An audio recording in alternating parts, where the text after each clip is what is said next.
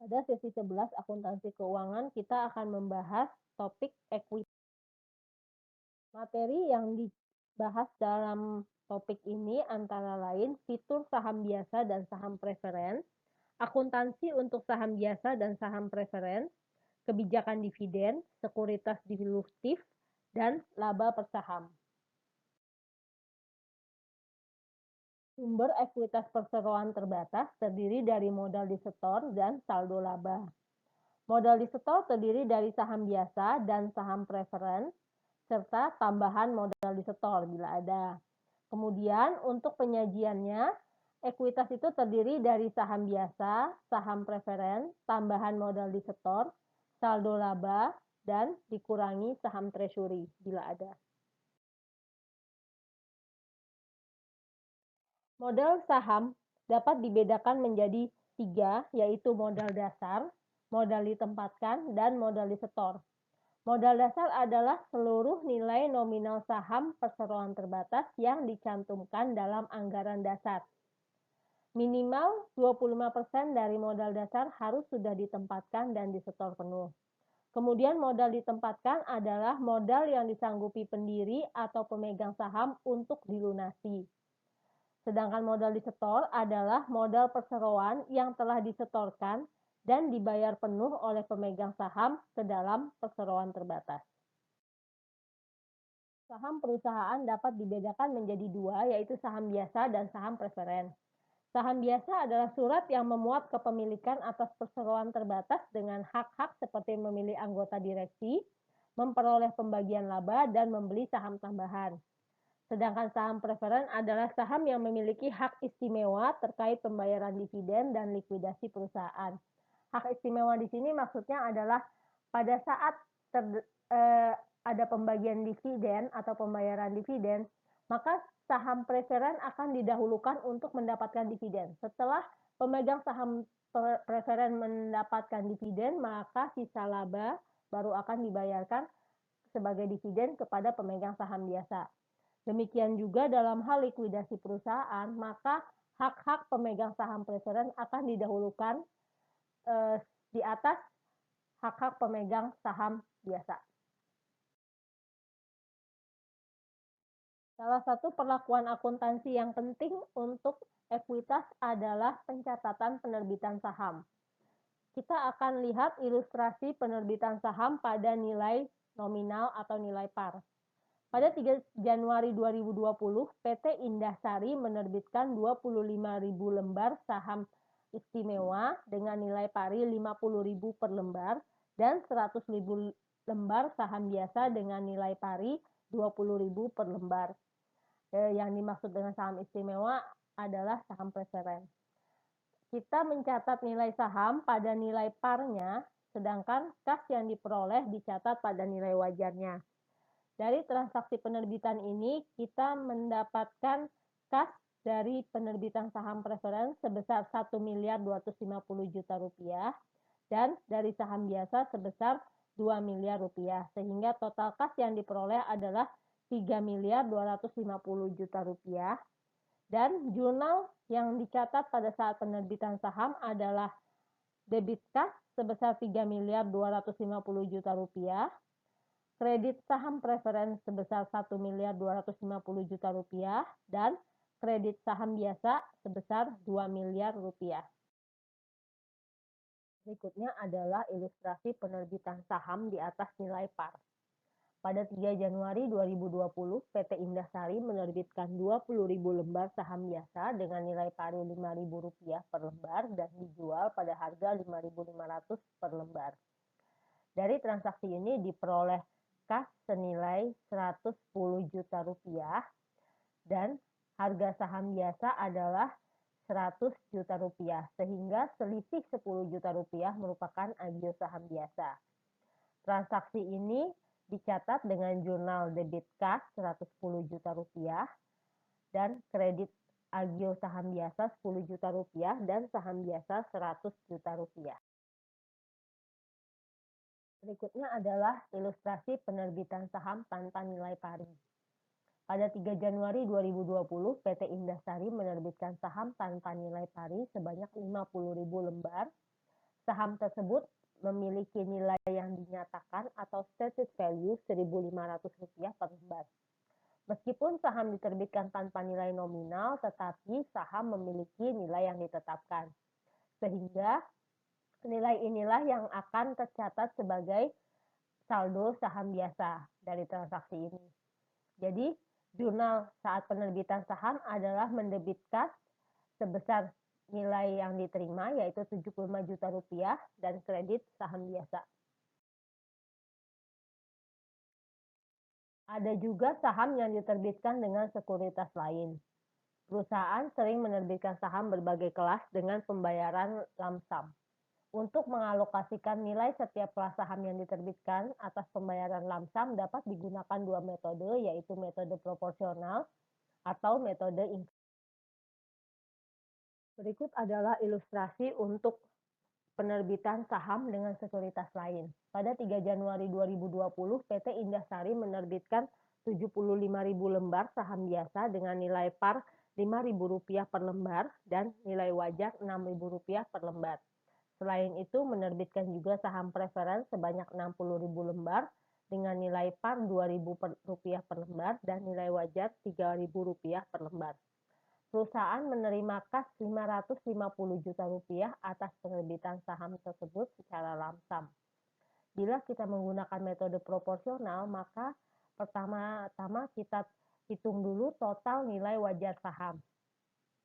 Total nilai wajar saham kita hitung dengan menghitung nilai wajar saham biasa sebesar Rp450 juta ditambahkan nilai wajar saham preferen Rp2.500 kali 60.000 lembar, yaitu Rp150 juta, sehingga totalnya adalah Rp600 juta. Kemudian dari total ini kita alokasikan, yaitu Rp450 juta per Rp600 juta kali Rp550 juta, sehingga alokasi untuk saham biasa adalah Rp412 juta 500.000. Sedangkan alokasi untuk saham preferen adalah 150 dibagi Rp600 juta kali Rp550 juta, yaitu Rp137 juta 500.000. Jurnal yang dicatat dengan metode proporsional adalah kas sebesar yang diterima, yaitu Rp550 juta, saham biasa, kredit sebesar Rp375 juta. Nilai ini kita dapatkan dari nilai par saham biasa dikali total lembar yang diterbitkan. Selisihnya menjadi agio saham biasa.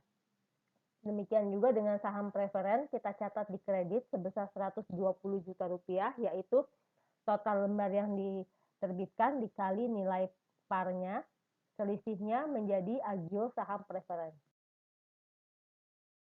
Nah, bila kita menggunakan metode incremental, maka total penerimaan lump sum akan dialokasikan terlebih dahulu ke saham biasa sebanyak total nilai wajarnya, yaitu Rp6.000 kali 75.000 lembar, dan selisihnya atau sisanya akan dialokasikan ke saham preferen. Berikutnya adalah ilustrasi untuk saham yang diterbitkan dalam transaksi non-kas. Pada 3 Januari 2020, PT Indasari menerbitkan saham biasa dengan nilai par Rp5.000 per lembar sebanyak 50.000 lembar untuk memperoleh sebuah mesin pabrik yang memiliki nilai wajar Rp300 juta. Secara umum dalam transaksi seperti ini, perusahaan perlu mencatat saham yang diterbitkan sebesar nilai wajar barang atau jasa yang diterima, atau jika nilai wajar barang atau jasa tidak dapat diukur secara andal, maka sebesar nilai wajar saham yang diterbitkan. Jurnal yang dicatat untuk penerbitan saham ini adalah dengan mendebit mesin Rp300 juta dan mengkredit saham biasa sebesar Rp250 juta, sisanya dicatat sebagai agio saham biasa. Dalam transaksi ini, nilai wajar barang atau jasa yang diterima dapat diukur secara andal, yaitu Rp300 juta. Maka pencatatannya adalah dengan mencatat saham biasa sebesar nilai pari dikalikan total lembar saham yang diterbitkan dan selisihnya menjadi agio saham biasa. Kita lanjutkan dengan pembahasan mengenai saham treasury atau treasury stock, yaitu saham yang telah diterbitkan sebelumnya dan kemudian diperoleh kembali oleh perusahaan. Saham treasury diakui menggunakan metode harga perolehan atau cost method. Akun saham treasury disajikan dalam laporan posisi keuangan sebagai pengurang ekuitas. Ilustrasi untuk pembelian saham treasury adalah sebagai berikut. Pada 10 Juli 2020, PT Indasari membeli kembali 2.000 lembar saham milik perusahaannya yang beredar di bursa dengan harga Rp2.750 per lembar, sedangkan nilai parnya adalah Rp2.000 per lembar.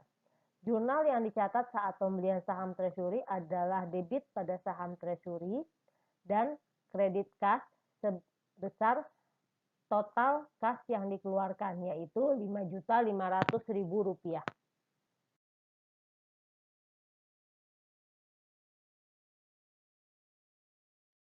Melanjutkan ilustrasi sebelumnya, kita akan melihat ilustrasi penjualan saham treasury di bawah harga belinya.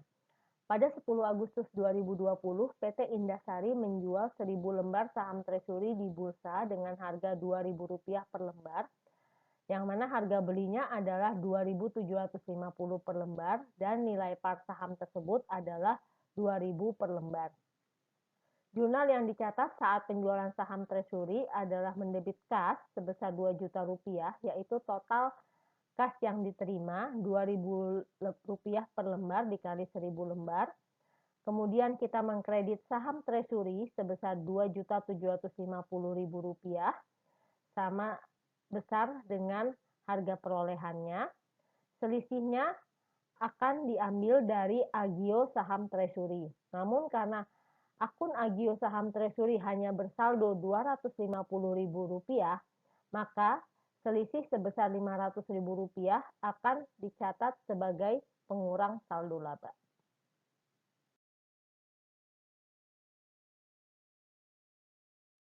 Berikutnya kita akan melihat perlakuan untuk pemecahan saham atau stock split.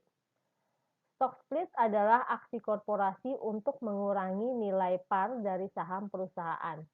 Stock split ini berlaku untuk seluruh saham yang beredar dan saham yang belum beredar termasuk saham treasury. Jadi dengan adanya stock split, nilai par semua saham perusahaan akan dikurangi. Tujuan utamanya adalah untuk menurunkan harga saham serta memperluas tipe dan jumlah pemegang saham.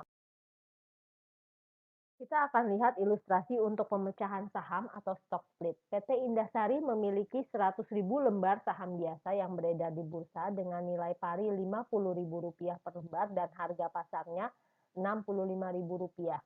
Pada tanggal 28 Februari 2019, RUPS menyetujui adanya pemecahan saham 2 untuk 1, yang artinya setiap pemegang saham akan memperoleh saham 2 kali lebih banyak daripada yang dimiliki, dan harga per lembar saham turun menjadi Rp25.000, yaitu Rp50.000 dibagi 2. Tidak ada jurnal yang dicatat pada saat stock split.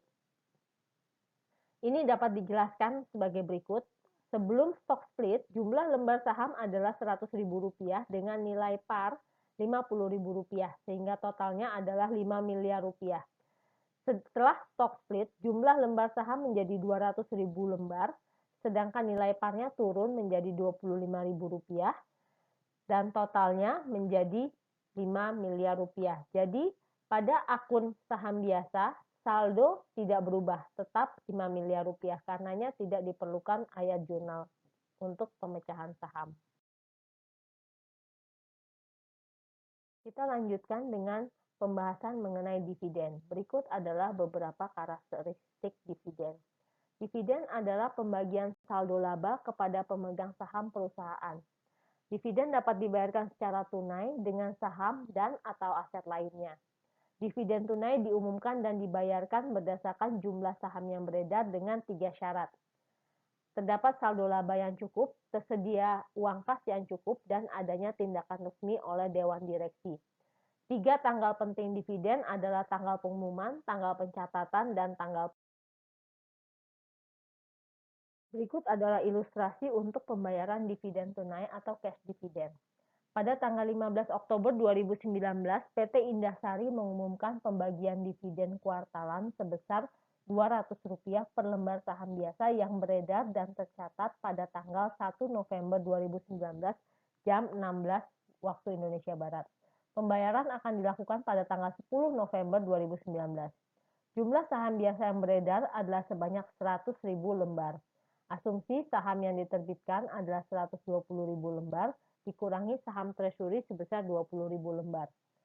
Tanggal-tanggal penting terkait dividen adalah tanggal pengumuman dividen, yaitu 15 Oktober 2019, tanggal pencatatan dividen 1 November, dan tanggal pembayaran dividen 10 November 2019. Kita akan lihat jurnal yang dicatat pada tanggal-tanggal penting tersebut. Pada saat tanggal pengumuman dividen, kita hitung dulu besarnya dividen tunai yang akan dibagikan.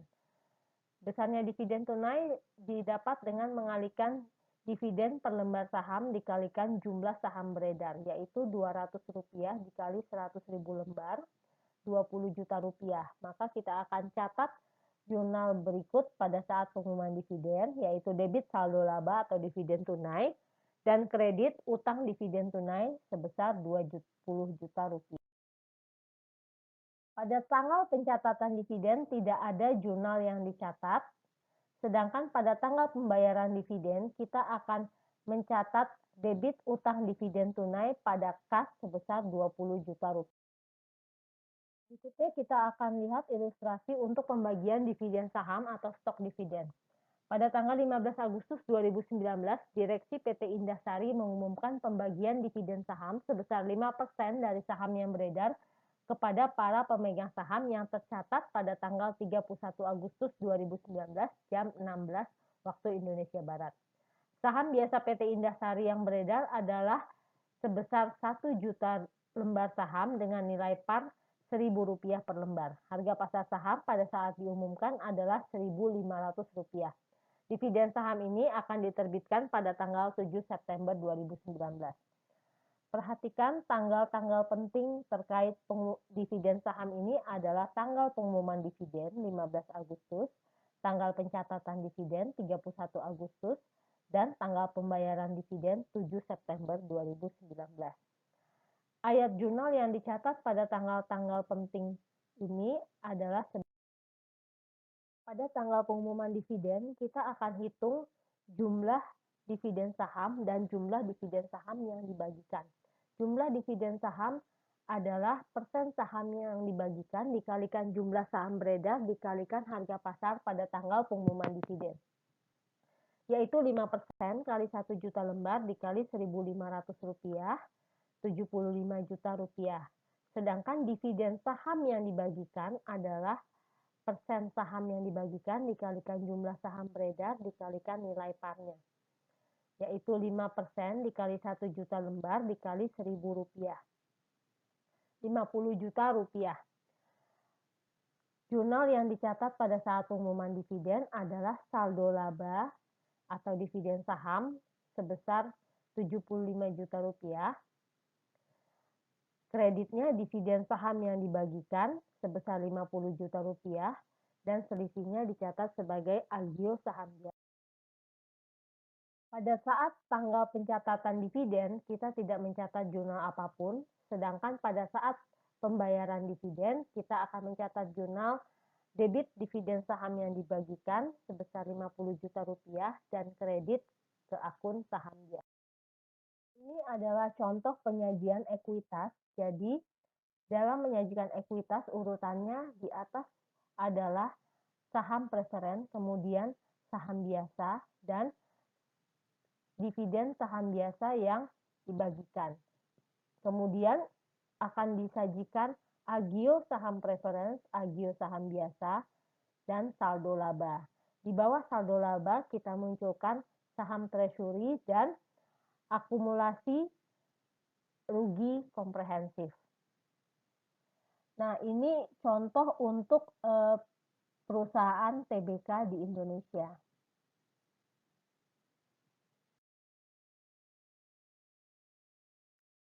Selanjutnya kita akan lihat pembahasan mengenai laba per saham atau earning per share. Laba per saham adalah informasi mengenai berapa jumlah laba yang dapat diatribusikan kepada pemegang saham biasa per lembarnya. LPS ini menunjukkan seberapa baik perusahaan dalam mengelola modalnya sehingga menghasilkan profitabilitas yang tinggi. Apabila perusahaan memiliki struktur modal yang sederhana, tidak memiliki sekuritas yang memiliki potensi mengurangi tingkat laba dan menambah jumlah lembar saham, maka perusahaan akan menyajikan informasi mengenai LPS dasar. Tapi jika perusahaan memiliki struktur modal yang kompleks, maka harus menyajikan informasi mengenai LPS dilusian.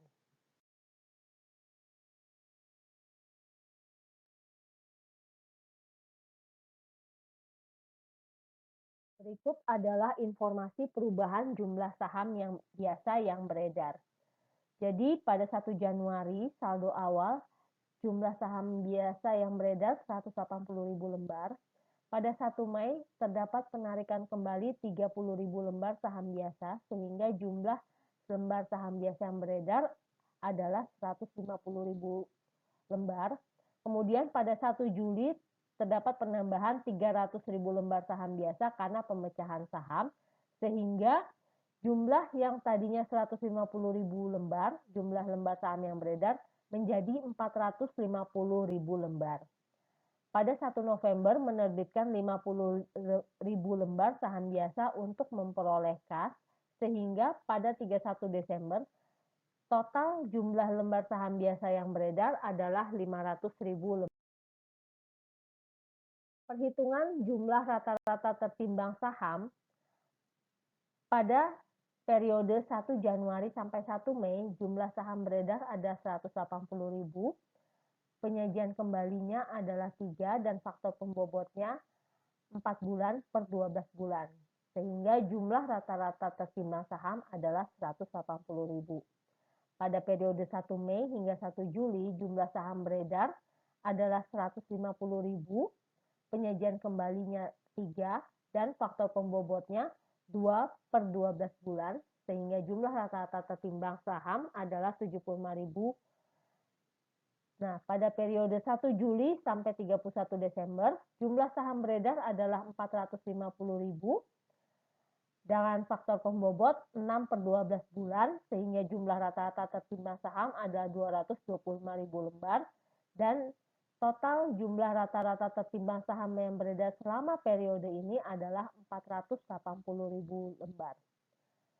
Kemudian kita lihat laba tahun berjalan dari operasi yang dilanjutkan yang tersedia untuk pemegang saham adalah 480 juta rupiah dan jumlah rata-rata tertimbang saham adalah 480.000 sehingga EPS-nya adalah 1.000. Keuntungan tahun berjalan dari operasi yang dihentikan adalah 240 juta rupiah dibagi jumlah rata-rata tertimbang saham 480.000 sehingga EPS-nya 500 rupiah. Dan total laba tersedia untuk pemegang saham adalah 1.500 rupiah per lembar sahamnya. Kita akan lihat perhitungan LPS dilusian untuk perusahaan dengan struktur modal kompleks. Bila kita melihat LPS dasar, itu kita melihat laba bersih residual dibagi jumlah rata-rata tertimbang saham biasa. Tapi pada LPS dilusian, kita mulai melihat penyesuaian atas efek berpotensi saham biasa yang dilutif. Beberapa efek berpotensi saham biasa yang bersifat dilutif adalah adanya opsi, waran, dan instrumen keuangan sejenis. Kemudian, bila ada instrumen yang dapat dikonversikan. Nah, adanya instrumen-instrumen ini berefek atau memiliki potensi dampak dilutif, artinya dapat mengurangi laba per saham. Kita lihat ilustrasinya, PT Indasari memiliki informasi berikut. Laba dari operasi yang dilanjutkan yang dapat diatribusikan kepada entitas induk sebesar Rp16.400.000. Dividen saham preferen adalah Rp6.400.000. Rugi dari operasi yang tidak dilanjutkan yang dapat diatribusikan kepada entitas induk adalah 4 juta rupiah. Berdasarkan informasi di atas, maka laba dari operasi yang dilanjutkan yang dapat diatribusikan kepada pemegang saham biasa entitas induk adalah sebesar 10 juta rupiah dan laba yang dapat diatribusikan kepada pemegang saham biasa entitas induk adalah sebesar 6 juta rupiah. Saham biasa beredar 2 juta lembar dan harga rata-rata saham biasa sepanjang tahun adalah 70. Berdasarkan informasi di atas, maka LPS dasar PT Indasari adalah sebesar Rp3, yaitu Rp12.400.000 dikurang Rp6.400.000 dibagi 2 juta lembar. Angka Rp12.400.000 ini adalah angka keuntungan dari atau laba dari operasi yang dilanjutkan dikurangi kerugian dari operasi yang tidak dilanjutkan. PT Indasari memiliki beberapa efek berpotensi saham biasa sebagai berikut. Opsi 100.000 lembar dengan harga pelaksanaan Rp60. Kemudian ada saham preferen yang dapat dikonversikan, yaitu 800.000 saham dengan nilai par sebesar 100 yang berhak atas dividen kumulatif sebesar Rp8 per saham. Setiap saham preferen dapat dikonversi menjadi 2 saham biasa.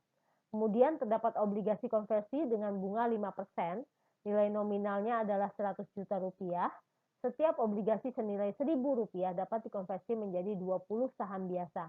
Tidak ada amortisasi premi atau diskon yang memengaruhi penetapan beban bunga. Tarif pajak adalah 40%. Tahapan untuk menghitung LPS dilusian adalah sebagai berikut. Pertama, untuk setiap efek berpotensi saham biasa, kita tentukan dulu efek per lembar dengan mengasumsikan efek tersebut dikonversi atau dilaksanakan untuk opsi. Kemudian peringkat hasil perhitungan pada nomor 1 di atas dengan mengurutkan efek yang paling kecil hingga yang terbesar efeknya terhadap LPS. Dimulai dari LPS dasar, hitung kembali LPS dengan menambah dampak LPS inkremental yang terkecil dari langkah kedua. Apabila hasil kalkulasi menghasilkan nilai LPS yang lebih rendah dari LPS dasar atau LPS sebelumnya, maka lanjutkan rekalkulasi berikutnya untuk efek terkecil selanjutnya hingga semua efek yang dimiliki diperhitungkan dalam LPS dilusian. Apabila terdapat efek yang memberikan dampak inkremental yang meningkatkan nilai LPS efek yang antidilutif, maka efek tersebut tidak diperhitungkan dalam perhitungan LPS dilusian. Kita lihat dampak LPS inkremental. Dari opsi tidak ada dampak peningkatan laba, tapi ada dampak peningkatan jumlah saham biasa yaitu 20.000 lembar dan tidak ada dampak inkremental LPS. Dari saham preferen yang dapat dikonversi, kita lihat terdapat peningkatan laba sebesar Rp6.400.000 dan peningkatan saham inkremental sebesar Rp1.600.000. Peningkatan ini akan menambah dampak inkremental pada LPS sebesar Rp4. Dari obligasi konversi dengan bunga 5%, akan ada peningkatan laba sebesar Rp3 juta dan terdapat peningkatan jumlah saham biasa sebanyak 2 juta lembar sehingga terdapat dampak inkremental LPS sebesar 1,5.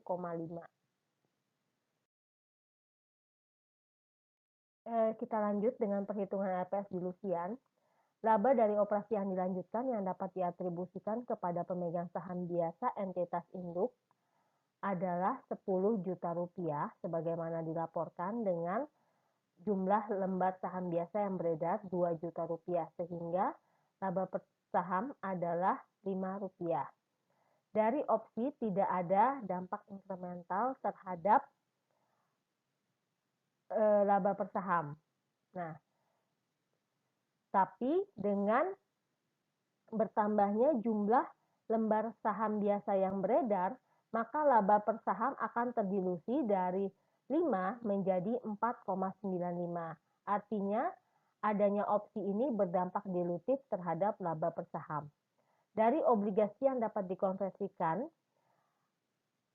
terdapat 3 juta tambahan laba dan terdapat peningkatan saham biasa sebanyak 2 juta lembar, sehingga total lembar saham biasa adalah 4.020.000 lembar dan laba meningkat menjadi 13 juta rupiah.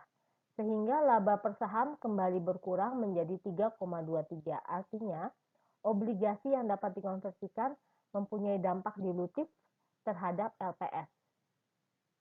Dari saham preferen yang dapat dikonversikan akan menambah laba sebesar Rp6.400.000 dan menambah jumlah lembar saham beredar sebanyak Rp1.600.000, sehingga total jumlah saham beredar menjadi Rp5.620.000 dan jumlah laba menjadi Rp19.400.000. Dengan angka ini, laba per saham menjadi 3,45, naik dari 3,23. Artinya, saham preferen yang dapat dikonversikan tidak memiliki dampak dilutif terhadap LPS atau dampaknya anti dilutif. Jadi, kita lihat LPS dasar dari PT Indasari adalah 5 dari operasi yang dilanjutkan yang dapat diatribusikan kepada pemegang saham biasa entitas induk. Sedangkan LPS dilusiannya adalah 3,23. Dari rugi dari operasi tidak dilanjutkan yang dapat diatribusikan kepada pemegang saham biasa entitas induk akan mengurangi LPS dasar sebanyak Rp2 dan mengurangi LPS dilusian sebanyak 0,99. Sehingga nilai bersih laba yang dapat diatribusikan kepada pemegang saham biasa entitas induk adalah Rp3 per lembar saham untuk LPS dasar dan 2,24 per lembar saham untuk LPS dilusian. Demikian penjelasan untuk topik ekuitas. Terima kasih.